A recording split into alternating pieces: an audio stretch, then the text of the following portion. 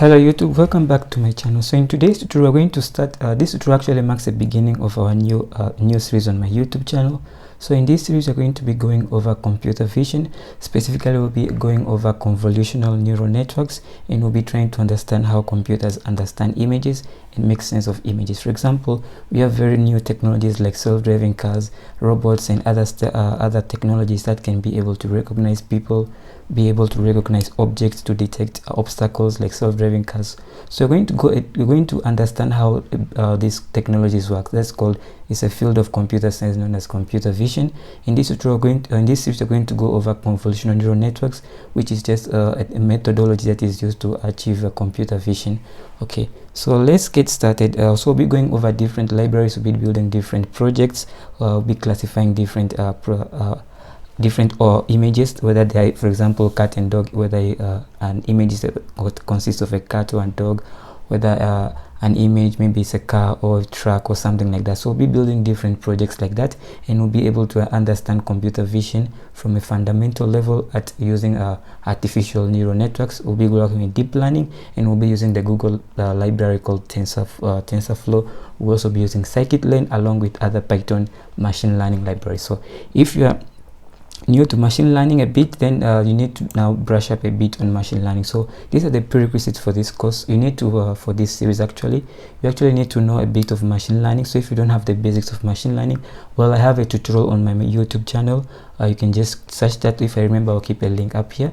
It has the basics of machine learning, consists about like 7 to 10 videos explaining the basics of machine learning. You go over libraries like Scikit and other stuff like that. So it starts from linear regression, which is the easiest, and then going up a bit hierarchy. So if you don't know basics of machine learning, consider watching that series, and then you'll be good to go. Also, you need to have a basic understanding of deep learning and neural network. Well, this is not like very compulsory, but if you know it, then it's a plus, since I will not be explaining some of the basic concepts of deep learning in depth. So you can just go ahead and actually take a quick course on deep learning, and that will be good. But if you don't know deep learning, but you have the basics of machine learning down, feel free to follow along with this course. Also, you need to know Python programming language. Okay, so you need to have some Python programming skills. So let's get started. So what's computer vision? Computer vision is just the ability to enable computers to be able to interpret visual images and objects just like the way humans do. So this is a definition from IBM. It says that computer vision is a field of artificial intelligence that enables computers and systems to derive meaningful information from digital images, videos, and virtual inputs, and take actions or make recommendations based on that information. So it is the ability, giving the computers the ability to be able to view images and virtual content and be able to make sense of it. That's basically what computer vision is. For example, a self-driving car, whenever it sees an obstacle, right, it needs to be able to tell whether that's an obstacle or not, and then basing on that decision or that virtual input, and then it will be able to make a certain decision whether to brake or to accelerate or to turn the car in a different direction, right? So that's basically what computer vision is. This not only applies to images, also video content and any other visual inputs. So applications of computer learning computer vision. Computer vision is applied in self-driving cars, as explained. Is used in goal line technologies in different sports like football, rugby, or stuff like that. It's also used in cancer detection to detect different cancer cells. Also recently, due to the COVID-19 pandemic, people have been doing research into using computer vision, using X-ray images from COVID victims and non-COVID victims to train machine learning models to be able to detect if a person has COVID or not, basing on the X-ray scan of their chest or something like that. So it's also used in automatic harvesting, like in the agriculture sector. So I'm going to leave a reference here, and you can find this notebook. It's going to be on you can find this notebook on my GitHub page. The link is in the description below. So you can just go ahead and actually read in more about this. I'm not going to go into depth to cover those things, applications. So now let's get a bit of idea what deep learning is. So machine learning is just mostly uses the traditional statistics and other stuff and other algorithms in order to train a computer to make predictions on data and stuff like that. So deep learning is more a different approach. It tries to mimic the human brain, like how the human brain works. That's what deep learning tries to do. So it's just a part of machine learning or part of AI, but that tries to mimic the working of the human brain rather than using just the core statistics and all other stuff that we see in traditional machine learning models. So from the definition from IBM, deep learning attempts to mimic the brain, right? That's basically it. So it just tries to mimic how the human brain works, because the human brain consists of neurons and other stuff and how they work. That's what deep learning tries to mimic. Okay, so in this talk we'll continue to see how more about deep learning and how computers are trying to mimic the human brain. So let's go and take a look at the artificial neural network. So deep learning, right, it tries to mimic the human brain, but how does it achieve this? Well, it achieves this through the use of artificial neural networks. So artificial neural networks, just like in the human brain, we have a neural network consists of neurons and other stuff, right? So the artificial deep learning tries to replicate the same neural network in our human brain by using the artificial neural network, which is called an ANN, if you hear it for short. So if you want to read about an ANN or what they are, I'll just explain briefly in the next slides, but you can I have some reference good reading points here. If you can go ahead and actually follow this link and then read more about what an artificial neural network is. It just tries to, like, the layout of a deep learning model, right? It's how it's laid out, right? Just like how your brain consists of neurons and how the neurons are interconnected and stuff like that. That's basically it for artificial neural network in deep learning. So this, for example, this is an artificial neural network, right? So we can think of these circles, these individual round circles. Those are called the neurons. So you can think of them like the neurons in the human brain. Now in artificial neural networks, we call them perceptrons. I'll explain to you just in a moment. So you can see that how in the human brain the different neurons are connected with each other using different pathways that electrons use to travel, and basing on the path of these electrons or these signals, then humans are able to make decisions. So you can think of it like this. So these are the different neurons, and the neurons are connected to each other. So depending on how the data flows through these neurons, we have an output here, and that output determines the classification that the model will make. So that's how it is. So we call the first layers here, these are called the input layers, and these ones are called the hidden layers, and then the outermost one, which gives the prediction, is called the outer layer. So this outer layer and the inner layer are also called visible layers, and the outer layer and the input layer are called the visible layers, while the inner layers are called which are sandwiched by the input layer and the output layer are called the hidden layers. Okay, so this is what we call a deep connected neural network, since each neuron, right, or each perceptron is connected to every other perceptron in the next layer. So you can see this perceptron is connected this perceptron, this one, and finally this one. So this is what we call a deep connected neural network. Okay, so I'm just going briefly over this. So I assume that you have the basic knowledge of machine learning, of deep learning. If you not, you can just follow these links that I'm going to leave, and then you can read about it. This will give you a brief description of how a neural network works. It's actually very easy to understand. So we say perceptron, these are just the basic neurons, right? In your head you have like neurons, and there are many neurons that work together for you to be able to make decisions, right? So it's the same thing. These round circles are known as you can think of them as neurons in your brain, but in a deep learning context we call it a perceptron. So that's basically what a perceptron is. It's a basic unit of a neural network, just like the way a neuron is the basic unit of processing of the human brain, right? I'm not really sure. Okay, so that's how it is. So let's look at an inner working of a perceptron. So this is how a perceptron works within. So for example, we have a perceptron here, right? So you can think of this as a perceptron right here. So you can draw a circle around these two, the sigmoid function line, this symbol and this symbol. You can just draw a line around it, so you can think of that as a perceptron. So the perceptron has various inputs, right? So for example, you can see we have input from 1 to x1, x2, and x3, and then xn. So these inputs are multiplied by different weights. So each you can think of each path to a neuron, each path into a perceptron has weights, right? It has a path. Each part is assigned a weight. So we take the input, which is, for example, x1 minus the weight 0, and then goes in here, and then x1 minus weight 1 goes in here, x2 minus weight 2 goes in here, xm minus weight m goes in here, and then we find the net input. Okay, we use the net input function to calculate the net input. Basing on that net input, we send that net input into an activation function. This activation function determines what the output of that perceptron is going to be. Now the output of one perceptron is the input to another perceptron, in case there are other perceptrons in front of it. So let me just bring you back to this diagram. So the output of this perceptron is the input to this perceptron, is the input to this perceptron, and this perceptron. So that's how you can think of it. So that's how a perceptron works on a basic level. Okay, so I hope you understand. If you still have any doubt, I got this image from sklearn. I'm going to leave a link. They have a great tutorial explaining what a perceptron is, so you can just read in depth in case you are curious and want to understand how perceptrons work in a deeper level.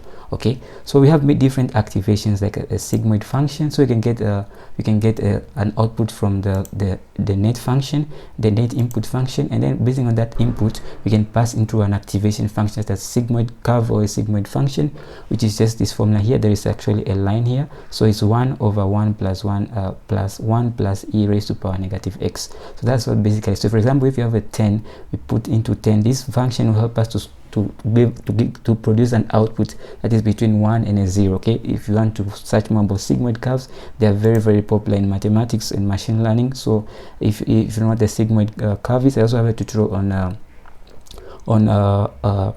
on logistic regression. So if you are curious about how sigmoid curves work, you can check that tutorial, since in that tutorial sigmoid curves are used for classification. Okay, so just check out that tutorial. I'm going to leave a link up here if I remember. Okay, so types of perceptrons. So you have mainly two types of perceptrons. There are single layer perceptrons, and these are just perceptrons with only a single layer and are capable of aligning only linearly separatable features. And then you also have a multi-layer perceptron. So multi-layer perceptron has multiple layers. Okay, so let me just go back here. So you can think of this, if this was a neural network, right, then this is a single layer perceptron, since it has only one perceptron.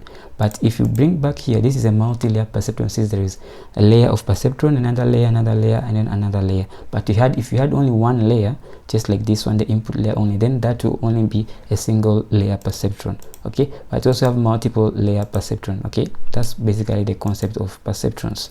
So multiple layer perceptron, you also hear them being called feed forward neural networks. So these are able to learn both linearly separable and non-linearly separable features. So if you have a problem that is linear based, then you can use a single layer perceptron, or you can also go for a multi-layer perceptron that can also solve both linearly and non-linear problems. Okay, so great. And then this is a multi-layer perceptron, which is also called a feed-forward neuron. And I'm going to show you why it's called a feed-forward neuron, since the output of this neuron is going to be the input of this neuron, and the output of this layer is going to be the input of this layer. So it's just continuously feeding the data forwards, right? So feed-forward neuron. So this output feeds this, and then this feeds this, and then this feeds this. So this layer feeds this layer feeds this layer, and then this layer feeds this layer. That's why it's called a feed-forward neural network. Okay, so great. So let me just show you a simple GIF that I got on Google. This is just a simple GIF show you how a neural network works. So for example, this is a neural network that is trained to detect handwritten digits. So in this case, you can see how the neural network is working to detect the value 5. So it takes in the pixels that make up the different images, multiplies it with the weights. The input from there, the first layer is sent to the second layer, and then the output from the second layer is sent to the third layer, and then finally the fourth layer, and then from there we get a prediction. Okay, and then if there's any error, the error is calculated, and then the error is propagated back into the system. That is called backward propagation, meaning that in here we use different mathematical errors to mathematical methods to calculate the difference between the prediction and the actual value during training. And then basing on that difference, we use calculus, we use partial derivatives to feed the error back into the system. And the reason we are feeding the error back into the system is to adjust the different weights that each layer has. So if I bring you right here, you can see these are the weights, right? So you can think of this as weight 1, weight 2, and 3. So if I'm doing backward propagation, what you're trying to change is these different weights and the different biases that are within the perceptrons itself. So that's what backward propagation tries to do. Okay, so calculate the error, get the prediction, check the difference between the prediction and the actual error, get that error, use partial derivatives to calculate the error, and to adjust, back propagate it into the system with an aim to adjust the different weights and the biases that each perceptron has. Okay, I'm not going to go into depth about this. You can follow, there are many resources online that explain out how a neural network works. So I assume that you have a basic understanding of deep learning, because this is about computer vision.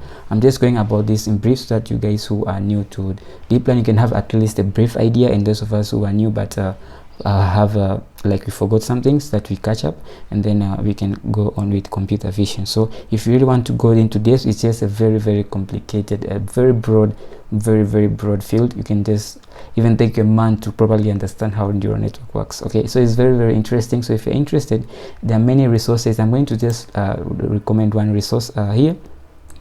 Just in the next slide, I'm going to recommend one resource for you. So the data flow in the neural network has we have two types of data flow. There's forward propagation, when the data is sent to the next layer, from the input layer to the next, to the next, to the next, until the final output layer.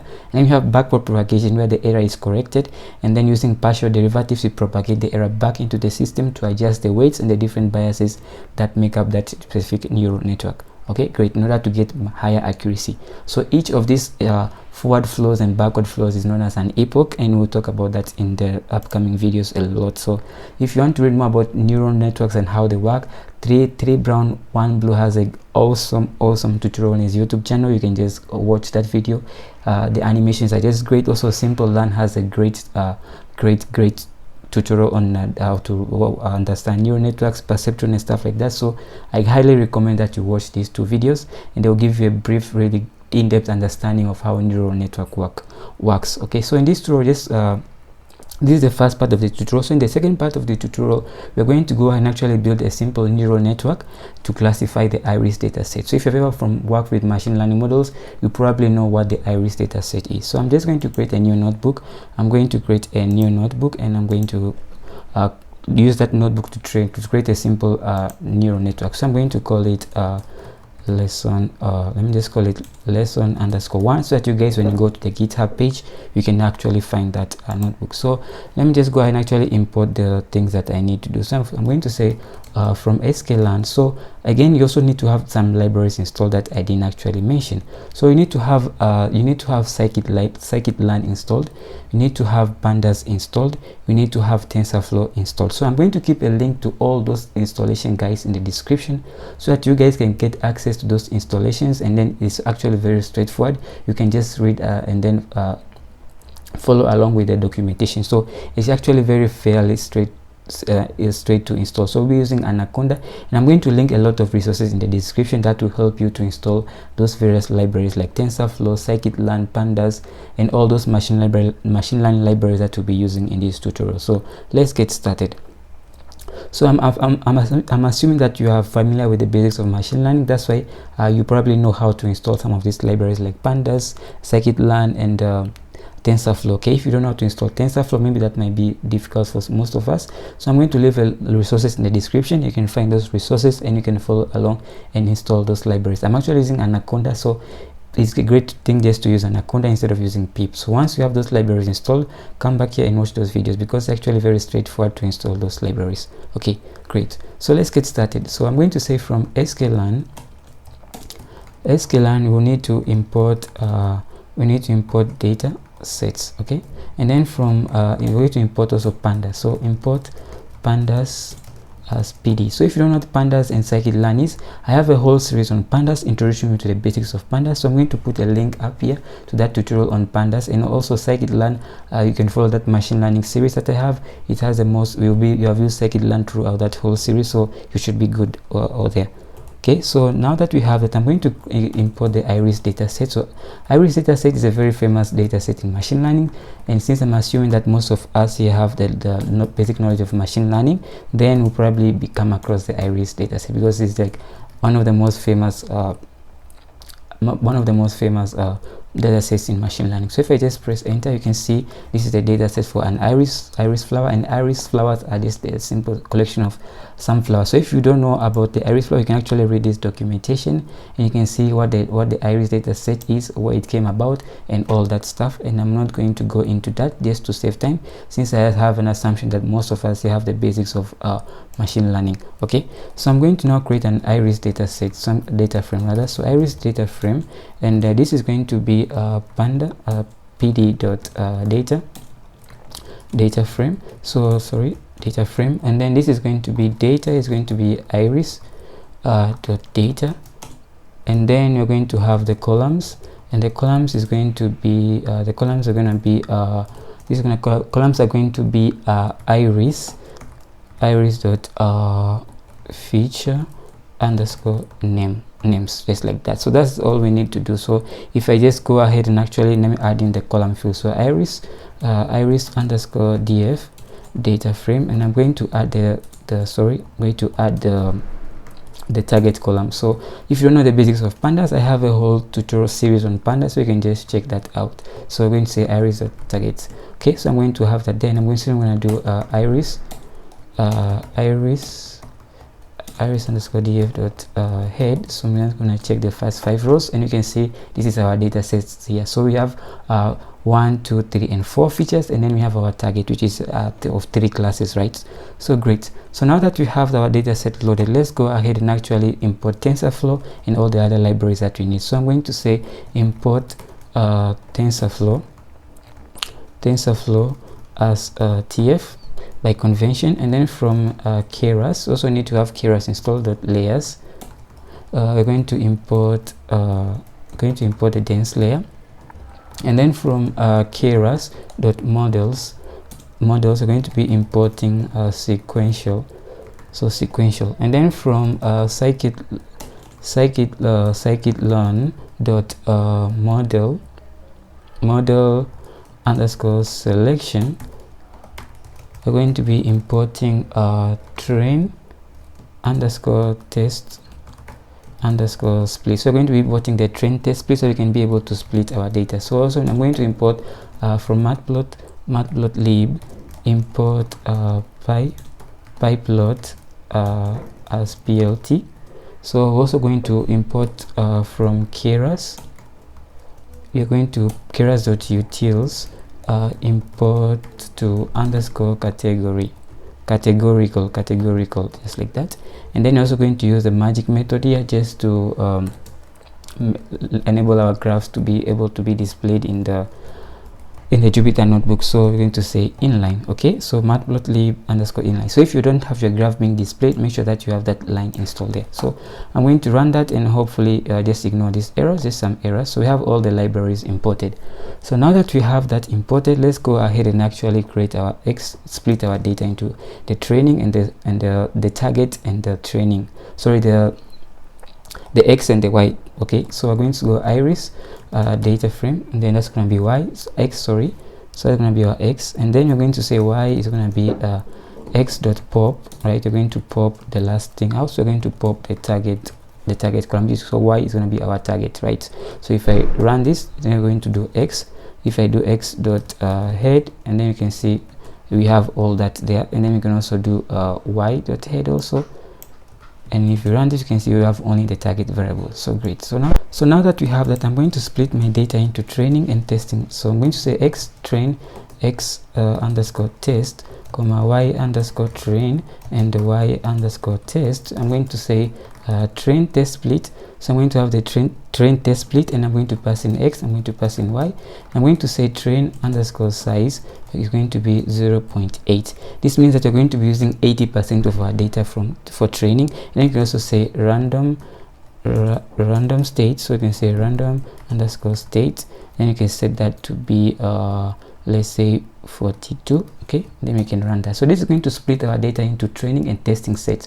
You're going to be using 80% for training, you're going to be using 20% for testing. So if I do x underscore train dot head dot shape, if I run that, you can see we have a tuple. So we're going to be using, you have the first element, the tuple is a row, and then the second element is a columns, which is the number of features we have.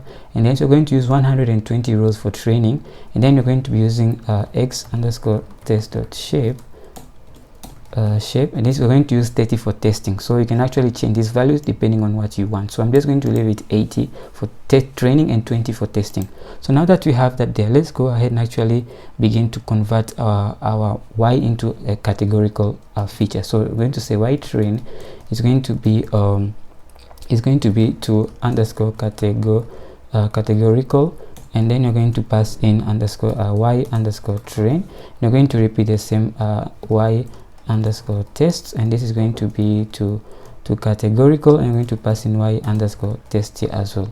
So run that, and it's going to convert it to our categorical that is needed by our model. So now let's go ahead and actually build the model, and the model is going to be sequential So we're going to have our sequential model, and then model dot we're going to add a layer. So remember in the slide I told you about layers, right? So if I bring you back to this slide and then I try to go in here, you can see this a layer. So we're going to have our input layer right here. So we're going to have a layer here, and we're going to have our layer. This is going to be the input layer. So we're going to have it's going to be a dense layer. The reason why it's a dense layer is, let me just bring it back here. I want all the neurons, each perceptron from this new layer should be connected to every other perceptron in the next layer, and so forth like that. So I want a densely connected neural network. So I'm going to pass in a dense. So I'm going to say dense. So dense in here, and then remember we imported dense from actually we didn't actually import it, so let me make sure that I import that there. So actually we actually have it imported, and it's right here. So great. So now we can just continue with that. So we're going to create a dense layer here. So we're going to create a dense layer, and it's going to have units, and the units are the number of perceptrons. So I want to have 4 perceptrons because we're going to have 4 features, right? The sepal length, if I just change this into head and then run that, just make sure. Yeah, so you can see we're going to have 4. The reason I'm putting here 4 is that our input layer is going to be 4. One perceptron is going to take in the one perceptron in the input layer is going to take in the sepal length.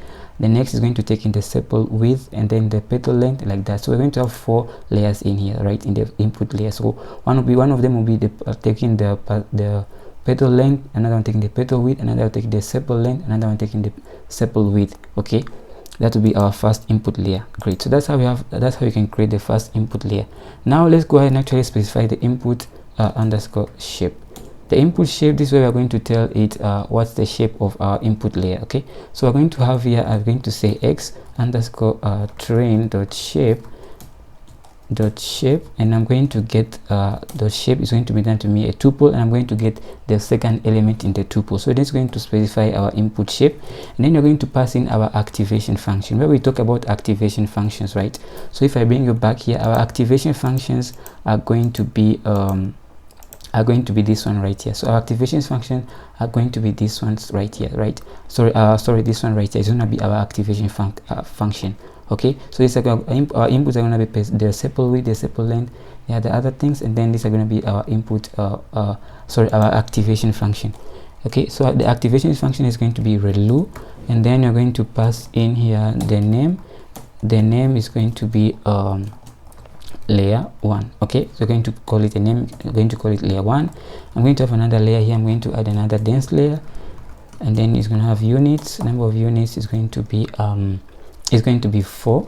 Okay, I'm going to have 4 units in here. Now we don't need to specify the input shape here. The Tensorflow automatically calculate that for us. So activation, we need to now provide the activation layer, activation function. I'm also going to specify this to be relu. Okay, if you don't know about all these activation functions, don't clutter yourself with a lot of unnecessary information. You will learn all this as we go along. Okay, so this going to call this layer 2, and then we're also going to add in another layer. This layer is going to be a dense layer again, and then you're going to have the number of units. So this is going to be units, so units, make sure I type in units here, and then the units here is going to be 3, because this is going to be the output layer. Now the output layer needs to be 3 because there are 3 different classes. There is iris setosa, iris virginica, and iris vesicola. The reason, if you want to know how many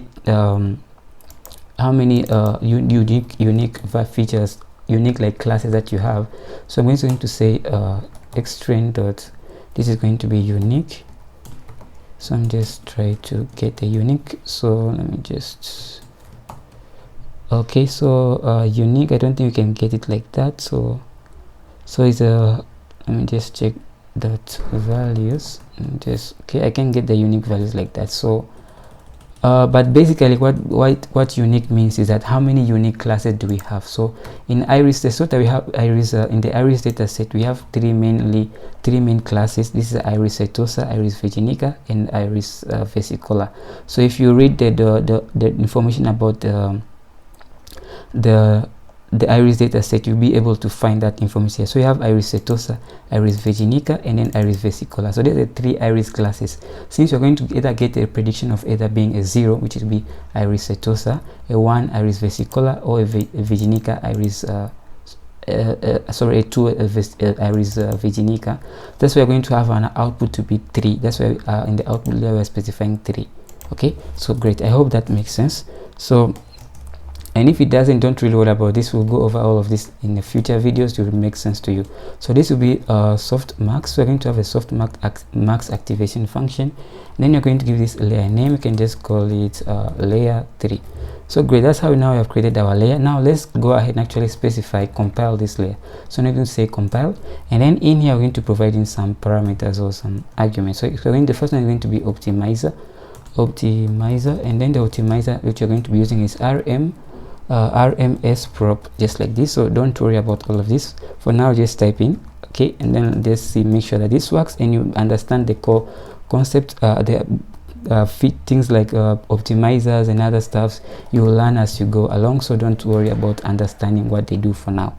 Okay, so entropy, so we're going to pass in here our loss to be a categorical entropy, and then we're going to specify our metrics. So our metrics is what we are going to be measuring this model on. So I want to measure it on my accuracy. Okay, accuracy. Now let's run that. So let's see, we have an error here. So this is actually input shape. It says that add got an unexpected argument input shape. Okay, so we have an unexpected argument input shape here. So we just said dense. Okay guys, I think I just figured it out. So I actually made an error here. So this parenthesis should be here. Okay, so my bad. So I kept it here instead of there. So make sure I fix it in all the other places as well. So let me remove that one as well, and then I also remove that one. It's actually here. So my bad with that, so sorry for that. So just run this again. Now our model is now now we have our model. Let's go ahead and actually train our model. So we're going to model, we got an error loss. Okay, let me just check here. So this categorical cross entropy. Okay, I forgot the P. So categorical cross entropy. So make sure you watch out for that spelling. So now that we have that, I'm going to go ahead and actually fit our model. Now fitting the model is what we call training the model, right? If you have any basics of machine learning, and then you know what, you probably know what is to fit a model. So we're going to pass in our X, and then we're going to pass in our Y. Our Y is just going to be Y underscore train, and then you're going to pass in our epochs, right? I told you the backward propagation and forward propagation pairs are known as epochs, right? So I'm going to pass in here, I'm going to pass in epochs, the number of epochs that I want, like number of iterations, the number of times I want the model to be trained using forward propagation, and backward propagation I'm going to set that to be 10. Okay, just for now. And then I'm going to go valid batch size. So if you don't know about batch size, don't worry about that for now. I'm going to set batch size, I'm going to set it 64. And then I'm going to now go to validation underscore data, and this validation data is going to be a tuple, and it's going to have X underscore test and Y underscore test. So this validation data is just simply going to be used to validate the trained model. Okay, so let's just change this back to 10, okay, instead of 64. Okay, so now let's go ahead and actually do run that. So let me see, model is not defined, it's actually model. So today I had a lot of typos in this tutorial, sorry for that guys. So I'm going to go ahead and actually it says that, let me just read this error, validation metric passed. Okay, validation metrics. Okay, this is actually metrics, my bad guys. So I'm going to go ahead and actually train this model.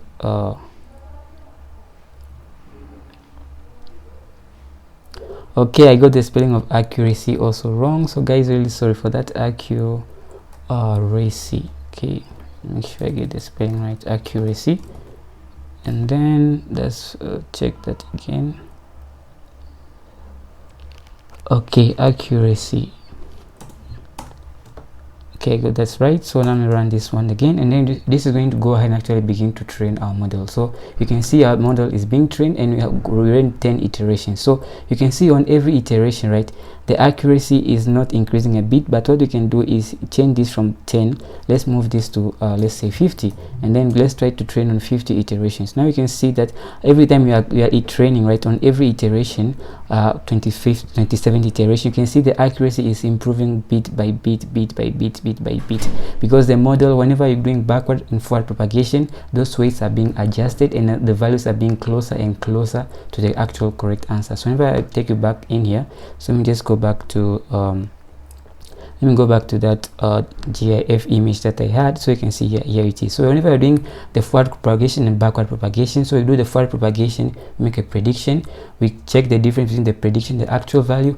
Based on that error, we adjust our weights, and then we repeat that process over and over again. So as the process increases, the number of times we do it, the more the accuracy of our model increases. So the more we do it, the more our model becomes more accurate, since the weights are becoming more and more accurate. So that's how we can simply build a simple model in using keras. So now, and guys, you can also see that as our model gets trained more and more, the loss decreases, meaning that you're not making any errors. You can think of the loss as the error. So you can see initially the error was very big, and as we go down, the weights are being adjusted, the error becomes less and less and less and less. So let's try to visualize this. So I'm going to go create a pandas data frame. I'm going to pd data frame. I'm going to create this data frame, and I'm going to pass in hist, which is just history, okay, which is just the hist that we got by storing in here. This hist, that's the variable that you're using here, and you're simply getting that into a data frame. So if I do history dot head, then I'm just do history of it, so that you guys can see, we have that table right there. And this table, this is the number of iterations. So you can see we have 50 iterations, and you can see these are the weights for each of those, the value of the loss, the validation loss, the accuracy for each of those. So you can see the accuracy increases as the number of iterations increase. So our model is becoming more and more smarter. So I'm just going to do dot head, and then just get the first 5, and I'm going to do a plot this. I'm going to do a history dot log, and I'm going to do loss, and I'm also going to pass in here val loss. So I'm just plotting the loss against the actual validation loss, just to check that. So I'm just going to make sure I get all the rows first. I'm going to do this, pass in that, and then make sure I close off that here, and then I'm going to do a plot. So simply plot that on a graph, and you can see this is our validation and our loss. So you can see it's actually a perfectly trained model. It is not overfitting or underfitting, so it's just a perfectly model. So you can see our losses increase as the number of our losses decrease rather as the number of iterations increase, and it's slowly reaching to zero, almost zero. So as long as we continue training, our model will continue to become more and more smarter, but it's a point you have to stop, because your model will overfit. So you can see actually approaching that point right here.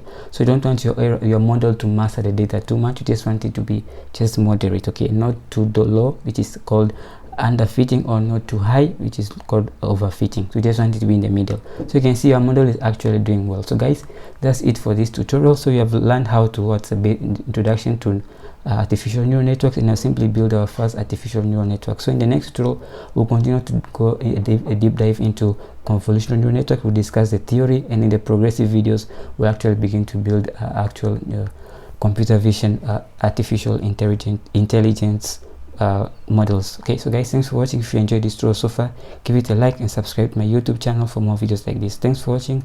See you in the next one. Keep safe.